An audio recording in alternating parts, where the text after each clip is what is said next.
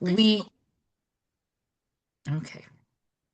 Um, we are going to be joined by um, Legislator Erika Pierce, who is the chair of the Parks and Environment Committee for this term.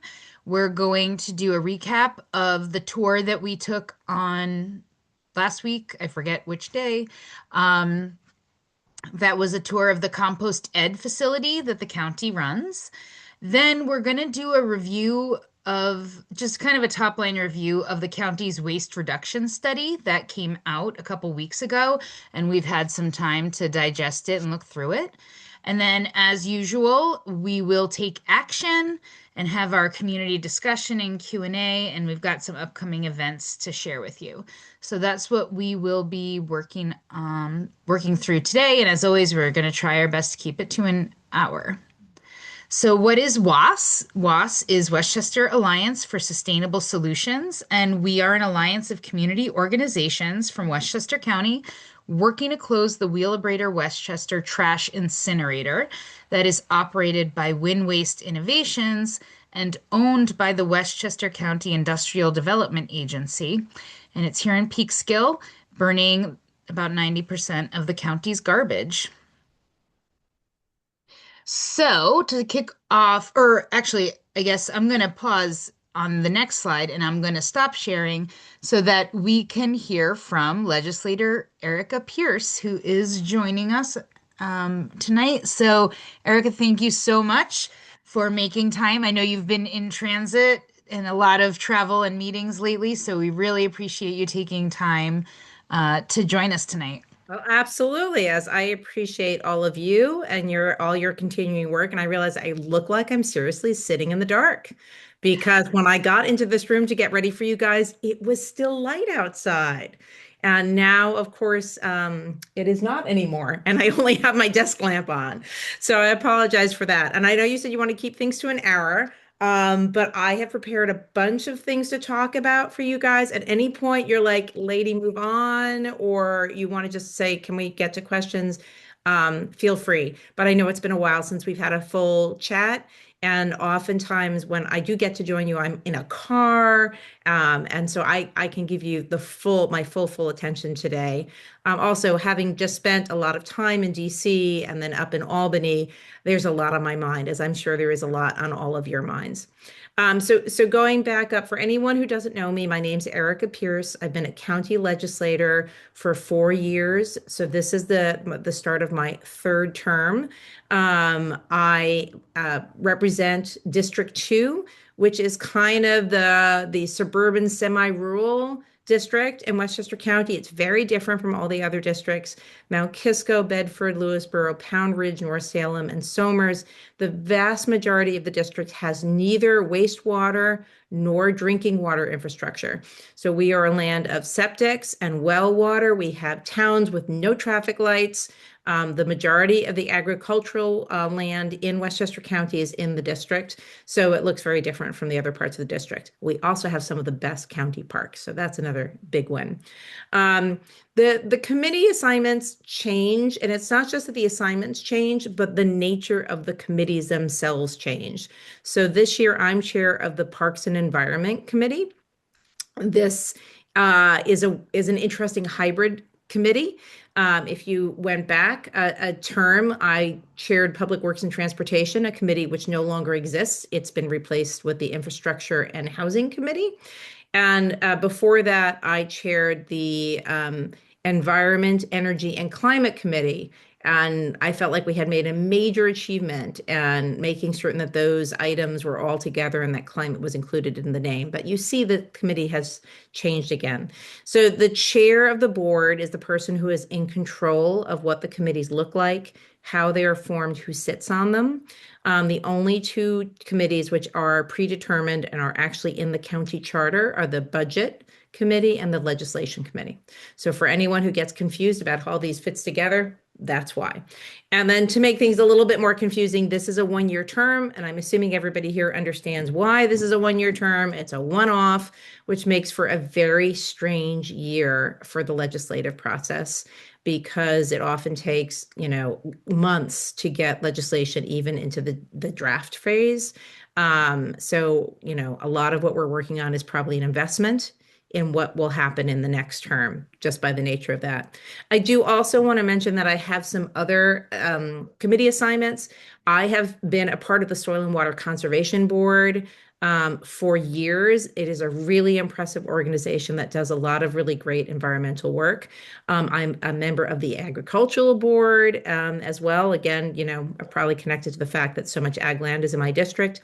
And then in NISAC, which is the New York State Association of Counties, I sit on the Environment Committee. And for the National Association of Counties, I'm the vice chair for the Environment, Energy, and Land Use Committee. And boy, was DC for the NACO convention eye-opening, especially with our time with the EPA. And I will get to that in a bit. So right out of the gate, I want to get to the things which I know you are most interested in. In thinking about my priorities for this year and then continuing on to the term beyond, most of them are priorities I've had for the prior terms. They haven't really changed. And so for particular goals for this moment in time for waste reduction, we have done things like we looked at plastic bags, polystyrene, single-use plastics, and set up the Roofstad program, which has got some food scrap processing going on in towns all over the county. But we have capped out. I think the river towns just did a study, in fact, to see what it would take to move things along. We know that we've been poking at this in Bedford, which isn't actually in the waste district. And really, the answer is clear. We need to move to mandatory curbside food scrap pickup. One of the arguments against that has been that we don't have the infrastructure to support that.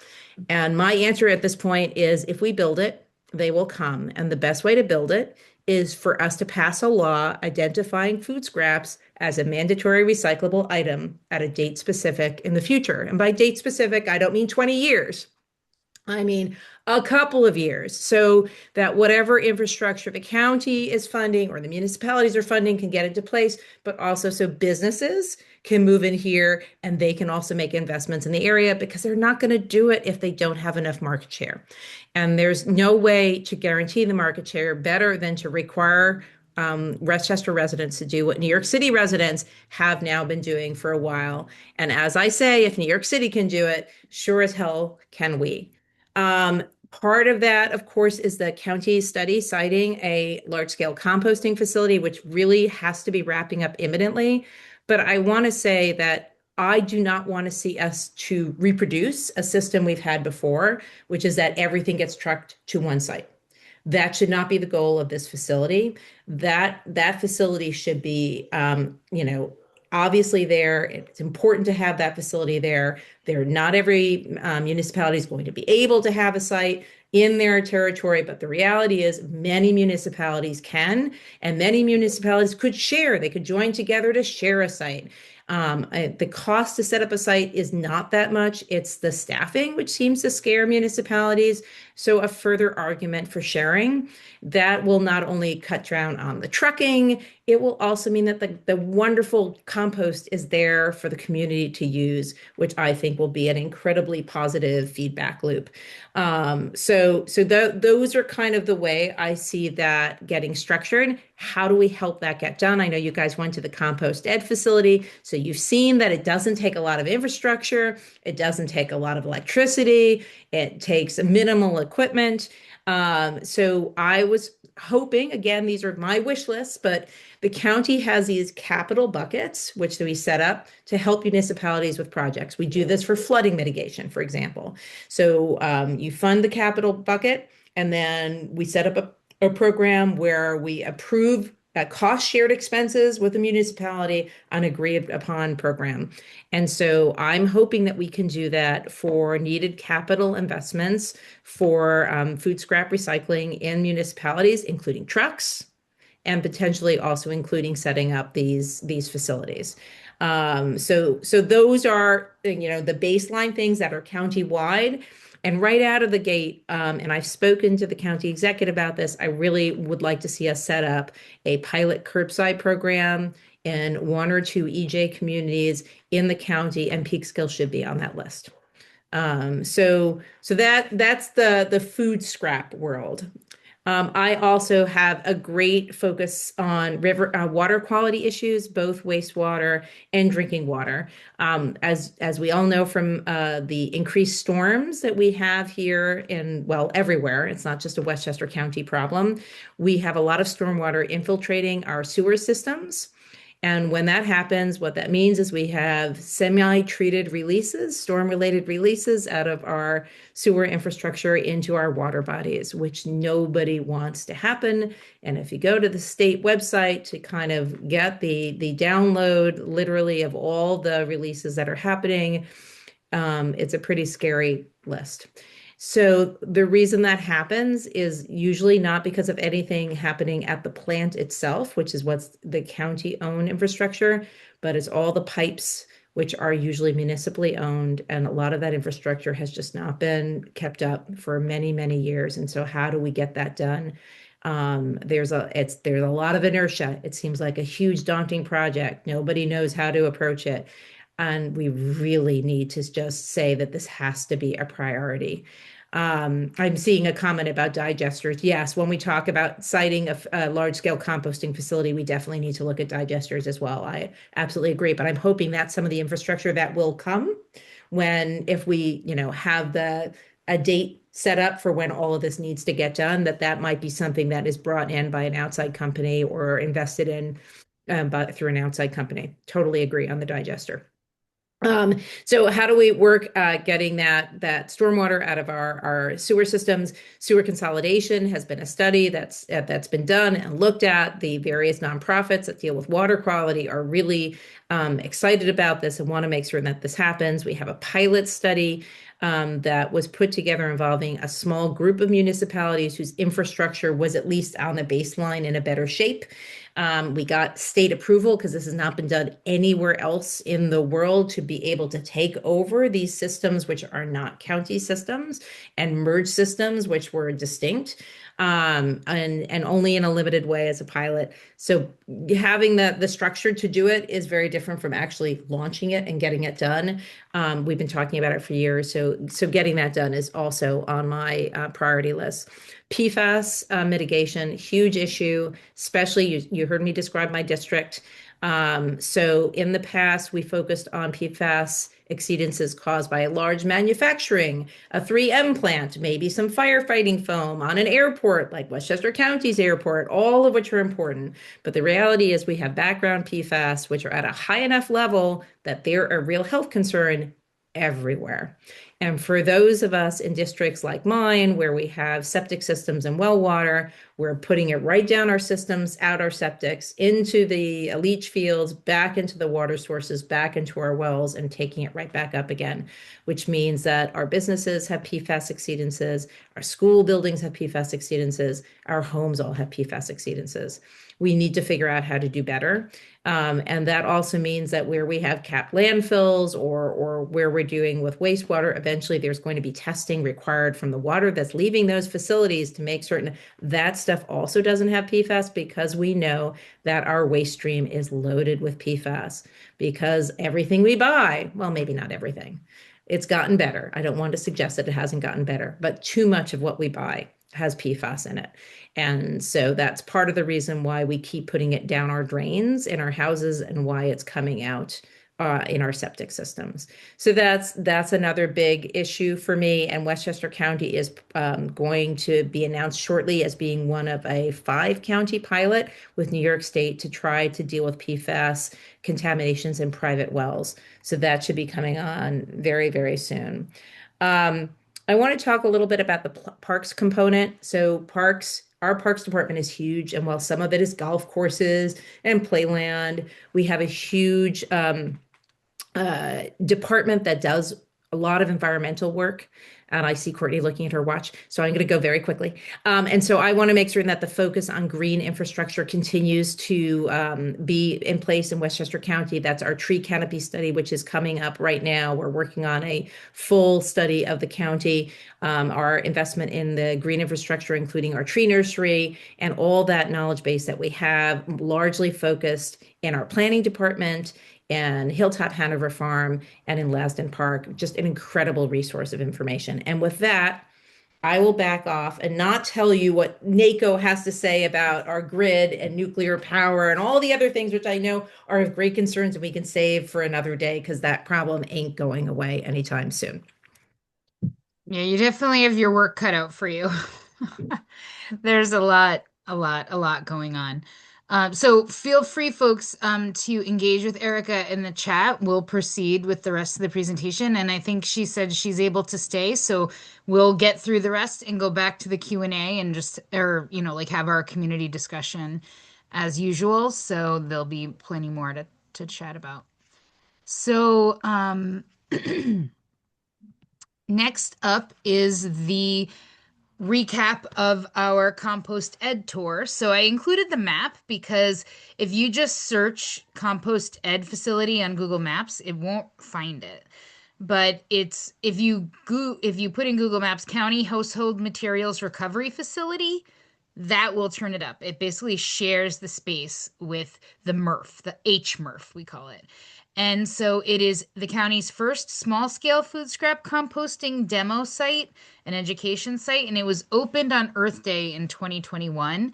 And if you have a Girl Scout troop or a Cub Scout troop or environmental club or anything like that, it's very cool for a trip and they have activities and stuff. So I put the email there so you can reach out to them. But it's right off the Sprain and Route 100 in Valhalla. So this is our group, cold and damp. It was the day before had been gorgeous, but of course we got the crummy weather, but we still had a really good turnout. We had people, and I think some of them are on this call from Greenwich, came all the way to join us to see how it's working. And I think we overall had a good time. The rain let up while we were there, so we were able to explore more. But it is definitely set up for easily for touring. So in the brown coat is, I think her name was Kate, who is the in charge of Compost Ed right now, and she's brand new. I think she said she'd only been there 2 or 3 months. So it was like baptism by fire with our group because we had a whole bunch of people with a whole bunch of questions that really knew their stuff and were probably putting her knowledge to the test for sure. She did great. In the background of the picture on the left, you can see all those piles. So the piles, that are covered with tarps are ones that are like almost finished piles. And basically the compost moves through these different piles as it is processed. So this is their little building. Like it was not big enough for us all to be in. They had tents set up for us, thankfully. And then they had these signs, and it made me want to bring back my microscope and some kids to look at the creepy crawlies that live in the compost. So they are definitely set up for educational groups. And then they even had like activity sheets, which I didn't get a picture of the activity sheet, but it basically kind of gives you tasks to do. And you can see legislator Emiliana Ulai right there in the middle with this very long thermometer, and she's sticking it into the compost pile to measure the temperature because the temperature is very important for breaking down the organics, and different microbes survive at different temperatures, and you don't want certain microbes like viruses in your compost. So one of the tasks we were given was to use that thermometer and measure the temperature of the different piles, and like at the top, in the middle, and at the bottom. And these piles on this cold day were letting off steam. And I think like the highest we saw was like 161 or something, 161 degrees Fahrenheit of just this pile of food scraps and, so like if we go back here, the browns and the greens. So the food scraps and then like things like the yard waste and stuff, and the microbes doing their job and breaking that all down. You can see our organizer Travis there with his thermometer. So that was really, it was a really good trip. I very much enjoyed it. I was glad Emiliana Ulai, who represents District 9, was able to be there. My legislator, Colin Smith, who I'm in District 1, was able to be there. I think that it's really useful, I think, for decision makers to take this tour. So if you can get your municipal decision makers to take the tour, even in the heat of summer, I toured the Sustainable Materials Management compost facility up here in Cortland that takes the county's food scraps from the household food scraps recovery program. And even in the heat of summer, it does not smell bad. It smells like, your yard or like dirt. It doesn't smell like rot. I did not see vermin. I did not, like it was really, it's not as bad as the uninitiated think it is. And likely seeing this kind of facility or the sustainable materials management facility would go a long way into allaying the concerns that electeds have about being the location of a compost facility. So we can, again, for time, like I think we've got folks on this tour that went on the tour, and I'd love for them to share, their experience and stuff they learned. But we also want to talk about the waste study. So if you can, engage in chit chat in the chat or save it for the end, that would be great. And with that, I'll pass it over to Lila. And Lila, just let me know when you're ready for me to change slides ahead. Okay, and I guess we will tag team back and forth a little bit. So, hello, everybody. I did talk about the waste reduction study a little bit last time, but I guess it came out the morning of our last task force, so we hadn't really been able to read it in depth. I will say thank you to our legislator is here, but you have to hear us. We are a little frustrated with the study. So the review, really, for those who did not follow or are more recent to joining WAS, we had been petitioning for the county to hire a certified zero waste consultant to create an actual plan with a strategy that could be implemented to specifically move the county away from incineration before we have no choice. So, one, it is tied as the oldest incinerator in the country. What if it fails and we do not have a plan for what to do with our garbage? It's also a plant that's currently awaiting renewal of its Title V permit. We believe that it would be very hard for this plant to meet new standards. The standards have not been released yet, but what if the incinerator cannot meet the new standards for greenhouse gas emissions? We still need to have a plan for where to put our waste. So, what did the study actually do? It did not study this question. It asked the scope of the study was come up with a 10-year strategy to meet or exceed the goals of the New York State DEC Solid Waste Management Plan. The goal in that plan is to have 85% reduction by 2050. Well, the county contract is up in 2029, so we're not really working on a 10-year or a 2050 timeline. Next.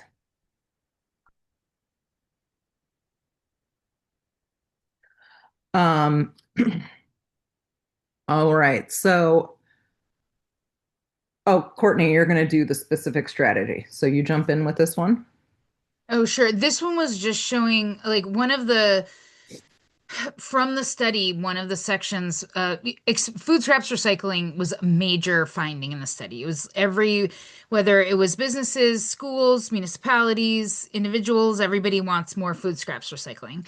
But in the study, that highlighted section says it is recommended that DEF complete the feasibility study to assess the potential for establishing its own larger scale organics facility.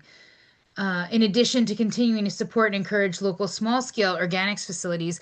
But we already did a study.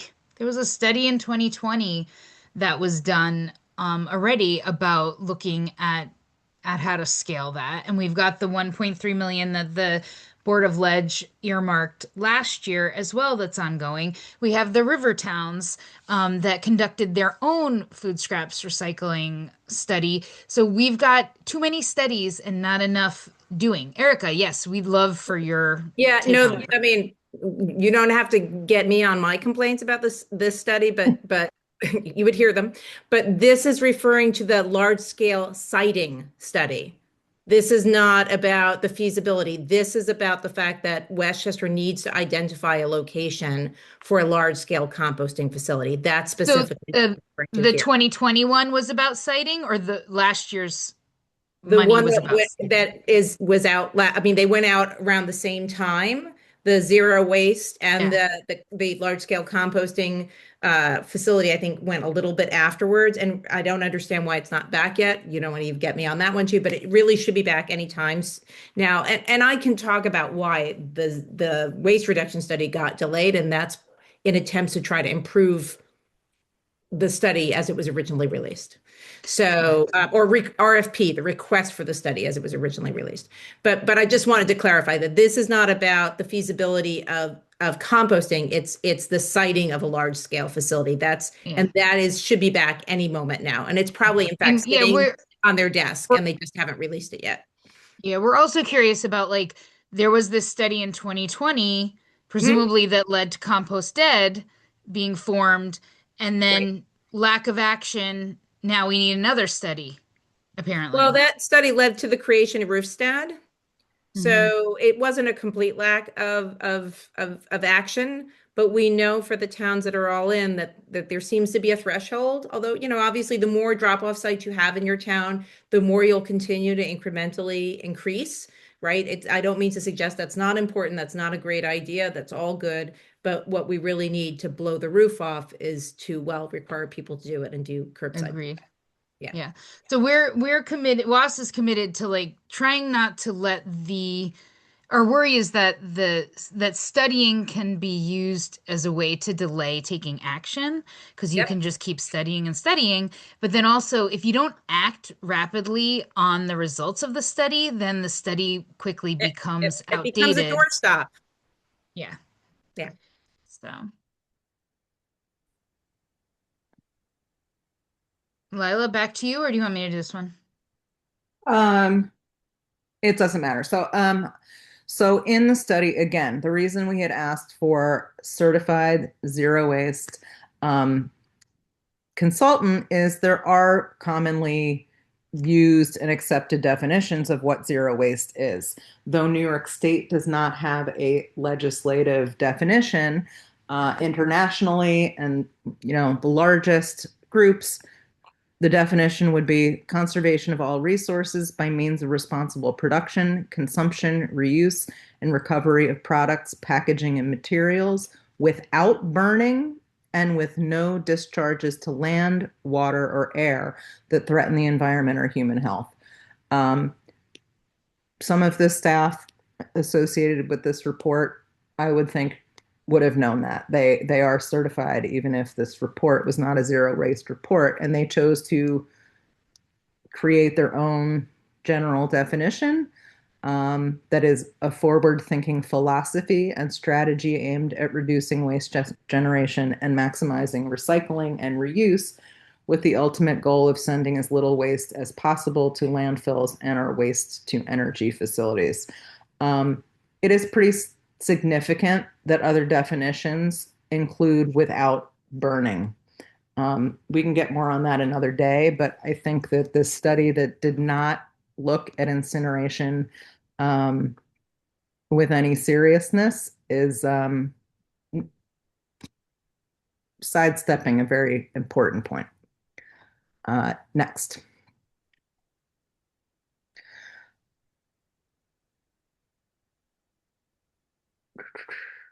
So Okay, this so one, yeah, good. Courtney, you added that one. You want to do that one?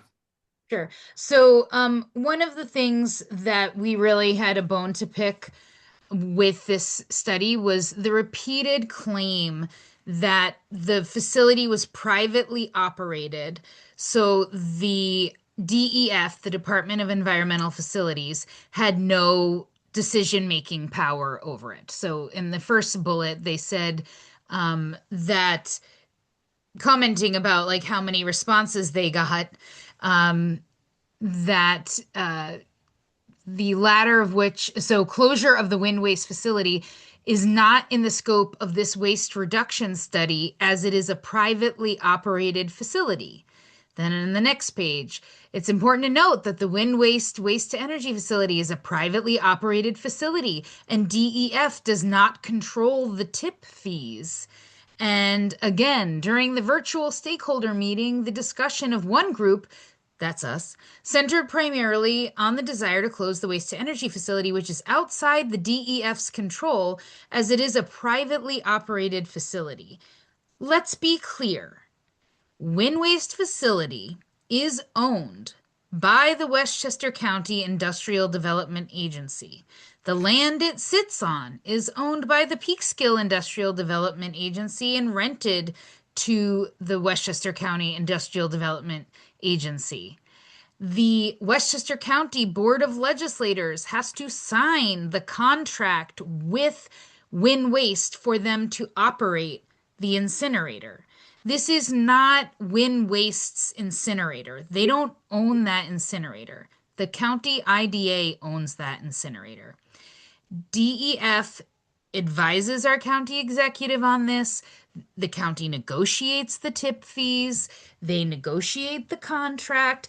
They even have to negotiate in so we are allowed to compost food scraps. So throughout this study, they completely mislead readers about this. Now, what role, like whether Barton and Lagadis was unaware and was taking the county's word for it or what is unsure, but Barton and Lagadis has had millions and millions of dollars worth of contracts with the city of Peekskill. So they have worked here. They know full well, who owns that trash incinerator. And we think this was really a disservice and seems to be actively done to mislead whomever is the consumer of this report, so the public or our elected officials, that somehow the Department of Environmental Facilities just has absolutely no control over this, making like the incinerator is a done deal. But let's be clear, DEF is well aware of how the negotiations work to sign these contracts. Oh, and also 60 residents, which was 41% of the total, used a form letter approach. That was our form letter. So Barton and Lagadis got $90,000 to do this study and put these crappy surveys out and stuff. What cut do we get for driving 40% of their comments? If that is really the level of outreach they were doing, we did not get our money's worth. Legislator Pierce. So I hate having to be a spokesperson in any way for the status of the incinerator, just for the record, just but just clarifying a few of these pieces. So first off, the Board of Legislators does not sign the contract. Much like we You don't vote on the contract? much like we didn't have a say in the bus contract. Their contracts go to a different board. And so we try to make a lane for ourselves to be able to weigh in on these things, but the Board of Legislators does not get to weigh in on most contracts. We get to weigh in on the budget, so money that funds a contract, we get to weigh in on, but we don't get to weigh on the contract themselves. Sometimes we will create a scenario. Sometimes there's a change in a contract that is so substantial and over a long period of time where we do get a say, but those are the exceptions rather than the rule. So I wanted to say that. Yeah, I'll look back because I could swear we have documents. There was a point where when the contract was at an end stage and needed to be kind of go through a renewal that, and I can't remember what Yeah. triggered it, but that did lead to the Board of Legislators having a say. And that was where, this idea of whether we had to deliver a certain minimum amount of waste. So we were trying to make dramatic changes as opposed to the renewals. We have no lane in the renewals at all. But we no longer have a requirement to deliver any amount to them. We no longer had to have any kind of restriction as, at some point, right, when we were the bulk of what was going there. My understanding is that we did have kind of a minimum, which has led to this conservative, well, if we remove food scraps, what will we be delivering there? That is no longer the case. We can deliver as little as we have to deliver to them. And the down part of that is because the only tipping fee we're negotiating with them is our own. Their business with other haulers is a whole is their own business, and we don't have a lane in any of that. So as long as, and the way the contract, and again, I'm not a lawyer, but having sat through on the floor of my office with our board lawyer 4 weeks going through the pieces and parts of this contract was where we uncovered the fact that basically when we walk away, they own the facility for $1. Um, and that was done intentionally way back when because we wanted whoever operated it and had the financial benefit from it to be responsible for decommissioning it. It's hard to know exactly what was in the heads of people so many years ago, but that's our best read on why it was written that way. Um, Sadly, so they didn't write in a requirement to actually close it and decommission it. And so Wind Waste could just continue to operate it. Right. So, I mean, obviously there are New York State requirements and what they're going to do about this facility, that's really we need to, I mean, New York State needs to make these new regulations, as you mentioned, so then they can see, can they be compliant? Is there a way to get the facility compliant? I can tell you from sitting down in the solid waste study up in Albany, or that's not the study, the plan discussion up in Albany just yesterday, that there is grievous concern about not only our ability to achieve 85, we seem to be going in the wrong direction as a state because of packaging. I mean, literally, as they called it, the chewy Amazon effect. So we really have to, I know you for good reasons are focused on the hyper local, but we have a statewide and national issue. We have allowed the marketplace to determine what our waste stream looks like. And that's the problem. We have not put any Yeah. brakes on We're them. actively working with Beyond Plastics on Right. passing the And Beyond packaging Glass is reduction. fantastic. So we have to get that packaging reduction bill done. And we need to look at a better bottle bill. I hadn't understood the impacts of us not bringing our bottles to the grocery stores on the waste stream before. And you think, I mean, if someone like me doesn't understand that that was a big no, that I should have been bringing all of our cans and bottles to the grocery store, I had no clue. I thought you did either or. It didn't make a difference. So not correct. But when the 5 cents is set in 81 and it hasn't been changed since 81, what's the motivation for people to pack all that stuff up and bring it in? So we have bigger issues, and I know obviously our focus is on the hyper local, but it's and I know you advocate on the state level too. I don't mean to suggest you're not looking at the state level, but it was very interesting for me to hear that we're going backwards. And it was very interesting for me to hear about even though we've moved to thinner packaging, even though we've moved to thinner plastics, it's all going in the wrong direction because we keep buying and ordering too Yeah. much. And if you look in the study, businesses say packaging is a big problem for them Yeah. when they were asked to identify. So, all I right, mean, I want to it's keep us bring it across. to So time. anyway, I will get off my So soapbox. everybody abrogates responsibility. So nobody's responsible. It's not DEF, it's not the BOL. We don't know who's responsible for contracts and makes decisions. It's just inevitable that we have to burn all the Well, garbage. I will point out that Peekskill has a serious voice in here. They have the underlying land lease. Mhm. So we Yes, need and to get this up to the table. they have a great funder for all their pet projects that keeps them very well behaved and not rocking any boats or worrying about the health of their constituents. Go ahead, Lila. Um, well, I think we skipped our other slide with the contract, but maybe we've It might be exhausted coming that. up. I didn't Maybe we've reshuffle the exhausted order.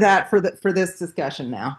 Okay. Um, but the point really here was here is the actual language from the operating contract with the county. So there is the language about decommissioning, and I am a lawyer, and I would say whatever lawyers approved this, this is really, really bad lawyering. This was a full giveaway to the company. And I'm an environmental lawyer. I fully understand that you want to put the onus of the financial burden of the decommissioning on the party that made the profit off of the operation, but to then not require that they do the decommissioning is absurd. So I also find that, when we then say that the county has no power over influencing this situation, I Or the find it county very gave away their disingenuous power. for them to just dismiss and say, well, we don't own it, so we can't do anything about it. I mean, they clearly own it if they're going to sell it for $1. We can also see that if, Wind Waste continues to operate it, there is a small clause here which says that they would be able to operate it in a manner and at a capacity similar to the manner and capacity that the RESCO operates immediately prior to such expiration or termination.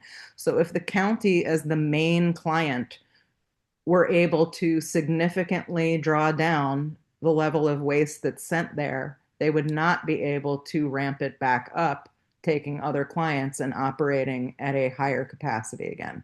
So I think if the county were serious about wanting to help this situation, they could participate in the greenhouse gas permitting. They could object to it being grandfathered in under terms that we know are unhealthy for all of us, and that's why we're getting rid of it.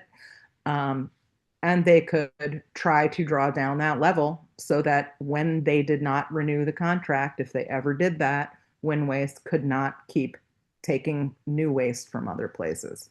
So that was the follow up on that. Um, So, uh-oh, did you want did to I do miss this you? one? Sure. Yeah, I'm sorry. I just lost my screen space. All right. So at the end of the study, based on our, the survey responses and people bringing up the incinerator, the study does very briefly go over a couple alternatives to waste to energy combustion. Um, we would have felt the whole study was supposed to be doing this. What was the alternative to incineration, and how would we really look at that in a comprehensive way by material and make a plan for each material? How do we, here's what our data is for construction debris, here's what our data is for compostable, and make targets and plans to reduce specific materials. None of that was done. Basically, we got a couple paragraphs that were about three options that are essentially types of incineration, two of which are not implemented anywhere in this country yet, and we're told are not feasible. Landfilling is an option. There was no real cost benefit analysis or scientific discussion of the pros and cons of doing that, or any discussion of application for our county to fully do landfilling and how that would happen as a comparison. There was no comparison. Um, the study then does say, while most options currently face logistical and environmental constraints, including high capital costs, long hauling distances, and limited developer interest, there may be emerging or underexplored local opportunities worth evaluating. These could include small-scale anaerobic digestion, regional partnerships for organics processing, or modular thermal technologies. I don't know why that wasn't done in this study. That was the whole point of this study. Um, at least what we had been asking for and what we thought would come of this. All right, next. So, the good. So, what good stuff came out of here? When you look at this, this is the slide of their strategic takeaways. Expand organics management is number one. And that was a theme that came up over and over and over again in this study, the need to address organics. From the studies, from the other communities they looked at, and it was businesses, municipalities, schools, residents, everyone wants food scraps recycling. And then they also went through and looked at the strategy and then, how long would it take? And then what would it take to get it done? And then what would be the reduction? I think we probably disagree with them a bit on the recycling. We kind of feel like you're not going to recycle your way out of this. We visited the materials recovery facility. Recycling is not the answer here.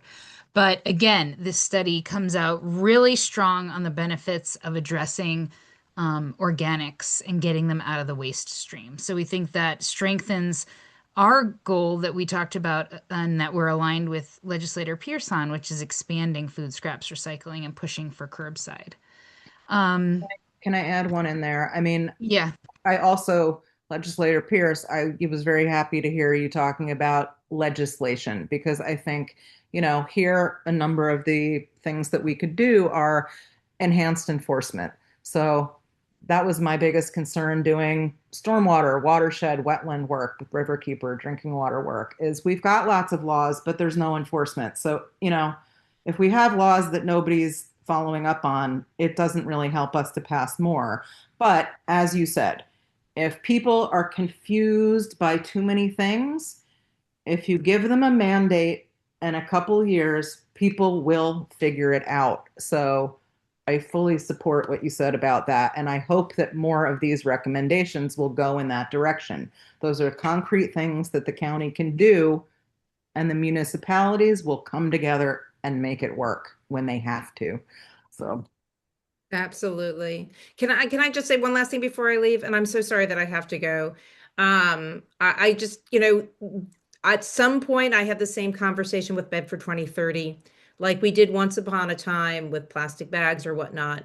I think we will need to activate everyone around the county to come together on the fact that we want this to move forward. I don't I don't want to suggest I think it's an impossible lift, but I think that mandating food scraps as recyclables is going to take a show of support, and not just from me in my little office. And so I know I will keep talking to Courtney in general across the board on all things, and we'll be back again. But I just wanted to say that I'm hoping that in the not too distant future, we can start working all together on how to get that done. Yes, And I know you absolutely. guys will be excellent at it without hesitation. All right. Thank you, Thanks everybody. so much for joining us. Absolutely. Take care. Okay, so they also had, I mentioned this is their findings from looking at other communities that have moved towards zero waste, and curbside organics was right there at the top. So across the board, this is coming up again and again. We think this really strengthens our position to advocate for food scraps recycling. And then again, from the good, these are their strategies laid out, and this is a little bit easier for people to read. But definitely expand organics, both food and yard waste. Do more education on the recycling. All of these are valuable, and we support all of these solutions. So, we've spoken a lot about organics, and so here's your chance to help us make an impact on that. So, the other thing that came up in the study was, they mentioned some of these like local efforts, and they call the study's pretty big, so forgive us for not having it all memorized and at the top of, like right at the tip of our tongues. But they talked about that there were availability. Let me see if I can find it, but basically that different communities have different solutions, and that the county could benefit from them. And from talking with elected officials at all levels of government, we heard again and again that while we are trying to get the county to do stuff, there's also opportunity for municipalities to do things like from the ground up. And that is why we launched our city by city approach, which is basically we have a presentation that we can tailor to your municipality, and we can go to you and your community and give that presentation. And it's going to lay out the basics of how the system works now, the solutions to reducing and eliminating waste, the benefits, the cost savings, etc., the how-tos of how to implement it. We've got draft legislation, we've got toolkits, we've got all kinds of info on how to fund it, because that was the thing that came up in the waste study for municipalities is like, how do we pay for this? So we have the info and the resources to direct them to apply for grants and all of that. So we have this presentation ready to be tailored to your community. But what we need your help with is getting to your community. So we would like your help in outreaching. Maybe you first start with your sustainability committee or your conservation council and say, this exists. Can you help me get a meeting for our municipality? And we don't just want to preach to the choir. So we don't just want the Conservation Advisory Council. We want the sanitation department, the DPW folks, your city manager, town supervisor, the planning department, the sustainability coordinator. We want the people that are doing the stuff or that will apply for the grant, or, those are the folks we want to reach, because we have all of this material, all of these tools that we can then just hand to them. And it's like, if you need to pay for an electric truck to pick up the compost, here's how to do it. Like, here's who's going to tell you here's the grant to apply for. So we have that ready to go. We just need you to help us reach out to them. So, Caitlin, if you can drop that link in the chat if you haven't already, that is a link to a templated email that you can send to your key folks in your community.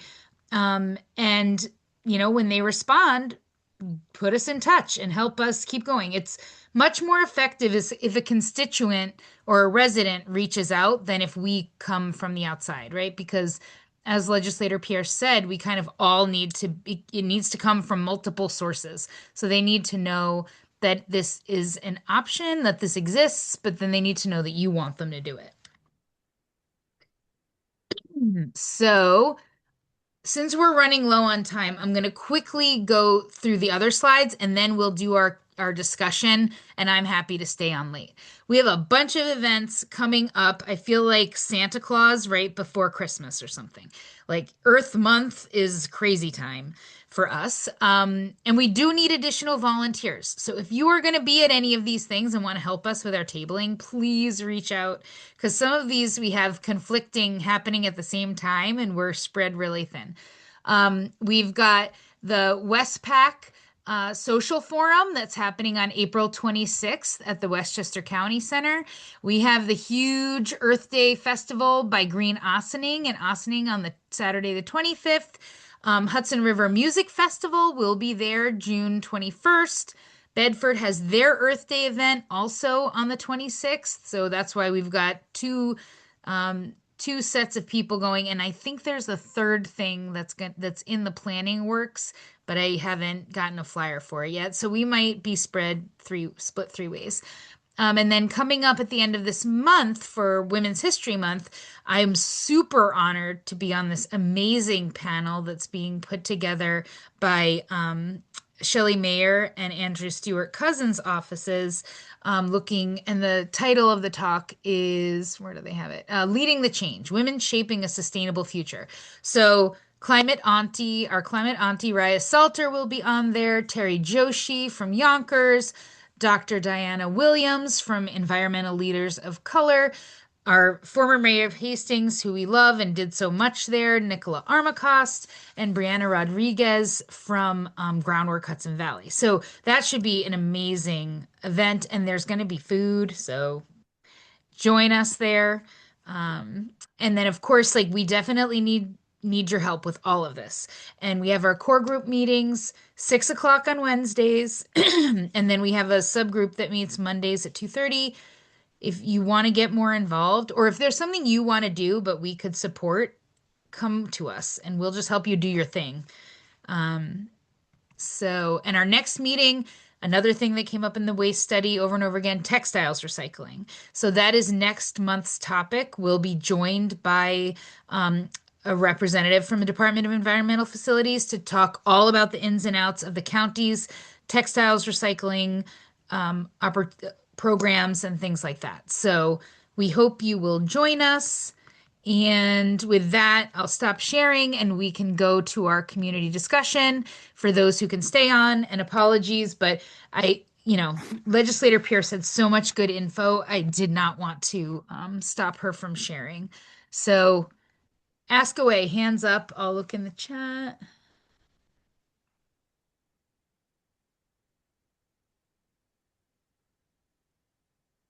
So any questions? Go ahead and just unmute.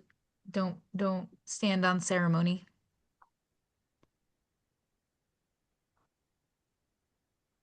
Anybody who was at the or yeah, and Donna, if you want to share your upcoming program, if people want to learn even more, Yes, Donna O'Malley is with Mothers Out Front, and right. so they're having a talking trash program next week. Yes, and Was as one of our speakers. Thank you so much.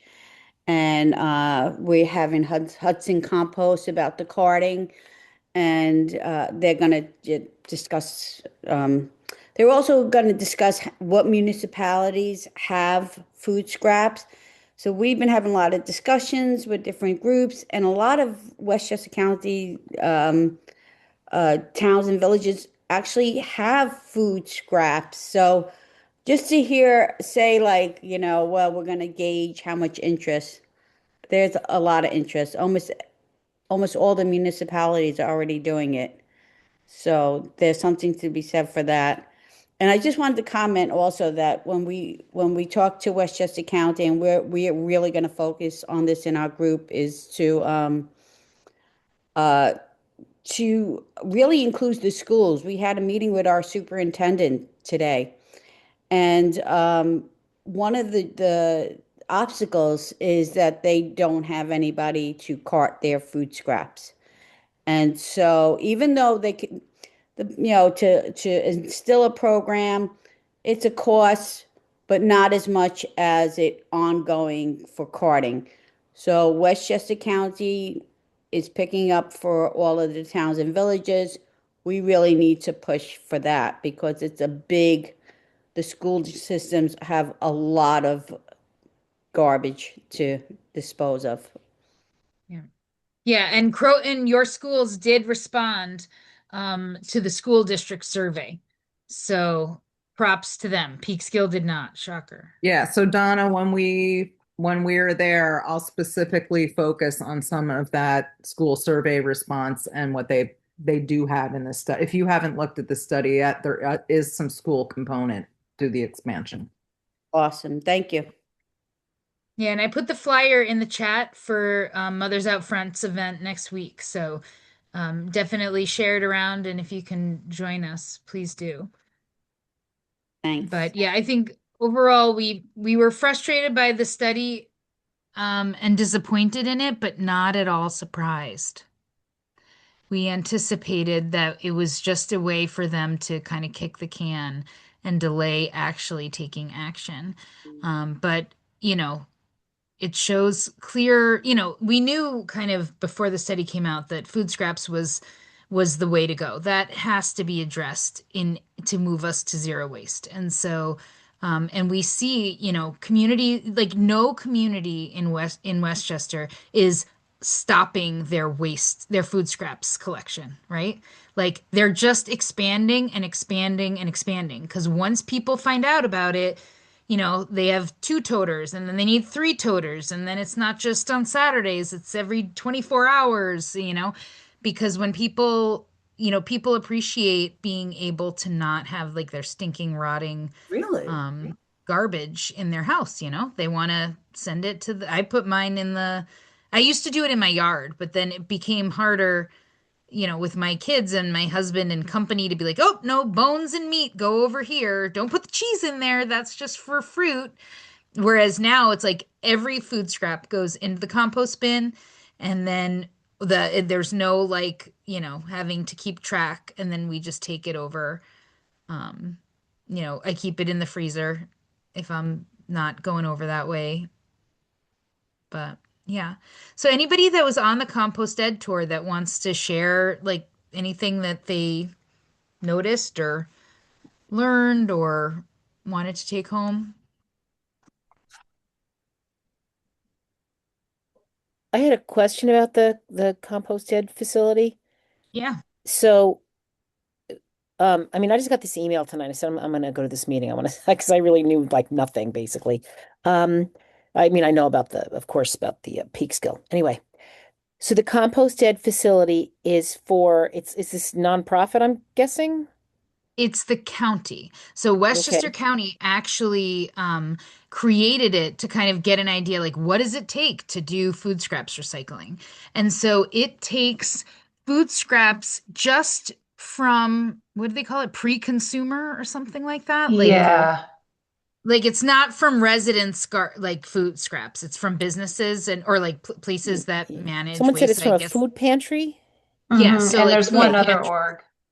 Okay, Yeah. so it And takes then from like one or two specific groups, like that have organizations, large okay, amounts, that right? have And large then they amounts of get food scraps. yeah, Okay. and then they get like the yard waste kind of component of the Okay. compost from the city of White Plains. Okay. So So it's we really like can't take our stuff there. a They pilot just place. It's like a pilot place to It's a see, it's a you know, teaching what demonstration and Well, project. but really, okay. Lisa, I think one of the critical things to understand is that when the county created it, they said they were creating it as a model for other municipalities, just like Robin had done. She took, leadership from her community there because the idea was that you would take leadership from your community, show them this could be done, and that it could be created in your own community. And so far, the only municipality that's done it is White Plains. And it would be great to know how they funded it because I think that's a Hmm. huge barrier. But they are doing it, and they take um, the food scraps come from their own community. And what happens with the compost, the resulting compost? What do they do with it? I think that the community can take it. Go and get it. Yeah. Okay. yeah, Yep. they do giveaways and stuff like that.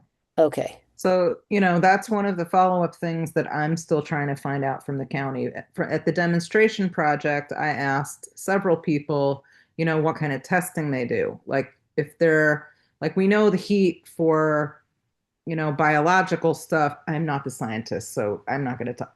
Courtney, help me out. But, bacteria, germs, whatever, your biological stuff, it heats up, that's fine. But I want to know if they're mixing in like yard waste and trimmings, like are they testing it for pesticide residue or other Hmm. chemicals and other stuff that people put in there? Because I would love to take the compost back, but I want to know if I want to put it on my tomatoes or if I want to put it, to fill a Yeah. hole by the side of the road. And so at CompostED, they told us that they test to the highest. I didn't catch this actually. I was so cold and it was raining. But they said they test to the highest standard of whatever the Compost Association, whatever is. So it's something we could look up, but they couldn't tell me. They didn't know if they test for pesticides or whatever. So I don't know what the highest compost certification testing protocol is. They Hmm. said they test for everything, whatever that is. And But like I've we asked And know many the people and over the they PFAS, will last year come. at the county, do you test for pesticide residue? And all I get is blank faces. Yeah. So I'm thinking they don't. Yeah, yeah, and we know the maybe PFAS not. is just everywhere, everywhere, everywhere. Like if it's already in your soil, finding compost that's got zero is nigh impossible. Yeah, But, but they like will we're come to saying with your that, community. if it's They will concentrated come to down. your community and do an educational presentation about how you go about this. They do field work. You mean the CompostED people? Yeah, compost Okay. shed. Yes. Yeah. Okay. Can you just call them up and get a tour of the facility, or it's got to be a little more I organized than that? guess so. I mean, that's what Yeah. Caitlin did, right? Okay. Yeah, maybe I'll try to get Yep. my sustainability committee to go down there. All right. Thank you. Yep. You're As, welcome. as, Yeah, as it Courtney was, mentioned, yes, Courtney mentioned previously, they do have a new director, And as I understand it, it is a one-person operation. They need more funding to expand. So Jane, this is interesting because that's right. It used to be just one person, and now they've got three people working there, which I think is Oh, good. a Wonderful. more appropriate number. Alex, who was there previously, he was like an expert composter, but I think it was too much probably for one person to be doing. Yep, it was. So I'm glad to hear not he, but the new person got help. Thank you. Yeah, Yeah. And we do want to plan a tour of the sustainable materials management compost facility. That's the one that takes our county food scraps. And I know Lila and I have toured it, and I don't know if others have. But Anthony Carbone, who runs Sustainable Materials Management, is awesome. He's on the Cortland Conservation Advisory Council, so he's like true believer. And his operation is much, much larger, and he's like ready to go and expand. And it's when you hear from the expert and the person who's like able to make a living and create jobs in our community while doing this thing that benefits us, it's really hard to argue with him that it is not possible to scale this up in a big way. Where's that Yep. facility? It's in Cortland, just off Ansville Circle. Like, so if you go, I don't know where you're coming from, but from Route 9, you hang the left to go, going north on Route 9, hang a left, go over Ansville Creek to the circle, like you're going to go over the Bear Mountain Bridge. Hmm. And before you start going up the hill, like before Camp Smith or right by Camp Smith, you make a left and it's right there. Okay. Sue, you had your hand up. There's so much land south of us too. I mean, I think the county legislator who was on, I forgot her name already, Erika Pierce. Erica, she mentioned the trucks are the largest expense, and I really think we have to hold on to that idea because the trucks have to use a hydraulic lift to get the compost bin into the truck, and that's not a regular truck. And if it breaks down, we don't get a compost pickup that day. So we need to have something in Yonkers. There's no reason we shouldn't have that, except there's no political will for it. Yeah. Period. And I mean, End of story. And yeah. in New And we York saw, City, there was political will, and that's why they got it done. yeah. And we saw the Yep. size of the CompostED facility. It wasn't a huge footprint, and they still had plenty of room for more expansion there. So, I think that this is a solvable problem. I mean, it was less than an acre. Courtney, how many private facilities are there to accept compost? As far as I know, well, the ones I know about, the county used to send all of the food scraps up to Kingston in Ulster County. There was a facility, and then the Sustainable Materials Management Facility now takes it all. But when we've spoken with companies that do like, you pay and they'll do the curbside pickup. Yes. One of their That's complaints just was, what I'm referring to. yeah, that there's not enough facilities for them to drop off at, and the county won't let them. Like Sue was part of the Greystone apartment complex, like having to jump through all kinds of hoops to get the city of Yonkers to allow someone to pick up their food scraps from the apartment building and take it to the drop-off facility. So, even if you're a private hauler, even if you are only picking up scraps in Hastings, you're not allowed to drop those food scraps at the Hastings drop-off location. Like you're supposed to take it somewhere else. What happened to home rule here? Well, exactly. But I mean, I don't know why that is, or like if that's actually a law somewhere. But what we heard over and over again from businesses who make their business picking up the food scraps is that they had to drive to Connecticut to drop it off somewhere because they can't just take it to the local drop-off facility. Well, Sue. It's the city Okay, protecting so it's, the it's not that workers. they can't pick it up, it's that there are restrictions on where they can drop it No, once they have Yes, it. Sue I had a response, Jane. I Go ahead, believe Sue. it's part Go of the ahead. union regulations of the Department of Public Works, the sanitation department of each municipality. That's their employees who are responsible for transporting garbage, and they don't want to decimate their.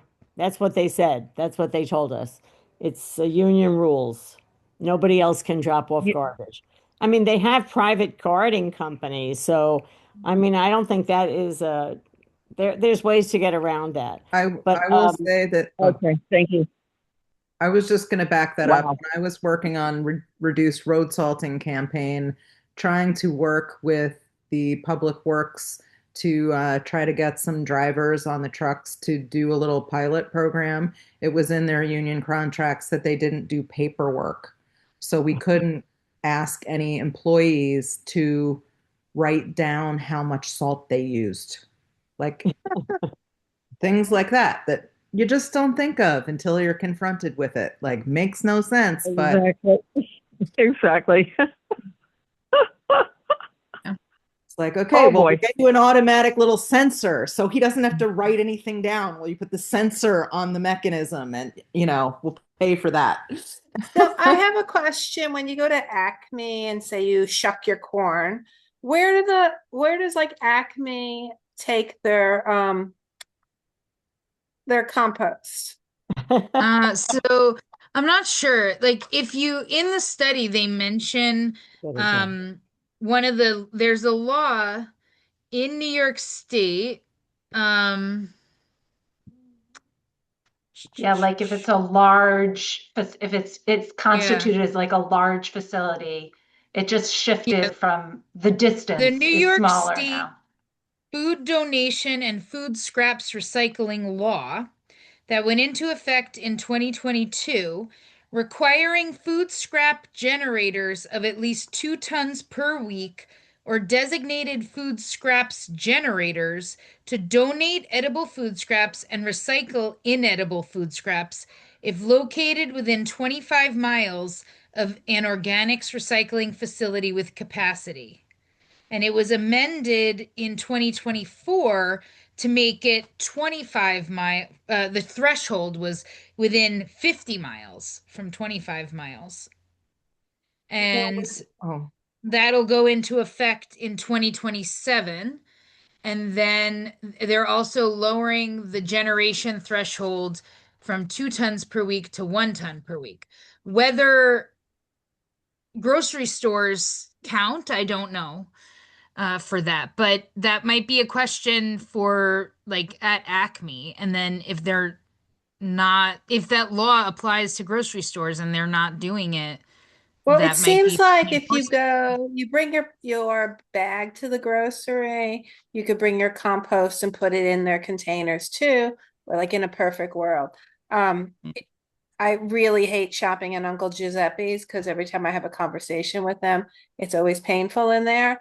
It's like during Hanukkah season, I was like, they're blasting all the Frank Sinatra Christmas music, and I'm like, where's the Hanukkah stuff? And so there also it seems a big mystery of now they have little golf carts to take people from their car to the supermarket in the parking lot now, Mhm. which seem they're like a little electric cars, which is a good thing. Not that the parking lot is like giant stadium, but it's the same thing. I'm always wondering what happens. You and I make soup with our chopped up greens and stuff like that, but what is Uncle Giuseppe doing?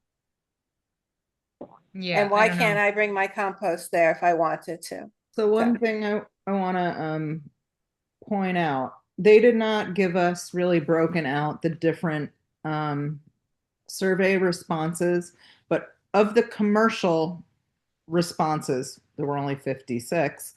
Half of them were from restaurants and food truck Yep. responses. And I'm not sure the details of this other new law, but a lot of that push, I think, was also for getting around health department restrictions because food waste when we have food needs. I think those laws, a bit of those laws was about getting restaurants or supermarkets able to donate food Yes, that is used to um, food shelters or other places. So yes, it does cut down waste, but it was also about getting food legally to people that could consume it, not only, I don't know how those laws address the food that is no longer consumable, but it sounds like it's doing both. So it seems like really learning more of that and connecting the restaurants and the supermarkets to this whole process would be a good thing. absolutely, absolutely important. Just like the You know, schools. you go Schools, to your restaurants, grocery store supermarkets. now. When you go to your grocery store now, look at their waste disposal unit. It is absolutely closed and locked. You cannot get into it. And unless they have a program to donate their food to somewhere, it all goes into that locked box and is called away as garbage. It's a huge issue, and it all has to do with liability. We need, you know, good Samaritan laws for our businesses. Yeah. Well, plenty for And so Jane is with Federated Conservationists of Westchester County, and we are working on putting together a waste summit with them to try and like real spend a day with everybody and the decision makers and really hash this out and move this forward in Westchester. So we definitely will have a full agenda, but I want to be cognizant of everyone's time because I love the discussion. So I'm loath to cut it short, but it is going on 9 o'clock. And so I do think time well spent, Courtney. Really. agreed, agreed. And it was great having Legislator Pierce Courtney? on. Really excited that she's also interested in advancing food scraps recycling. So I Yep. think we'll have hopefully a productive year this year in moving the needle on this. And I thank you all for your time tonight. And if you know any questions, feel free to reach out to WASSpeekskill@gmail.com. You know, if you want us to come talk to your group, whether it's for our city by city approach presentation or just other presentations on the waste system and things like that, don't hesitate to reach out. And we hope we get to see you at the upcoming events in person for a change instead of in a little box. So, everybody have a good night. Good night, Courtney. Good Good night. night, all. Courtney, can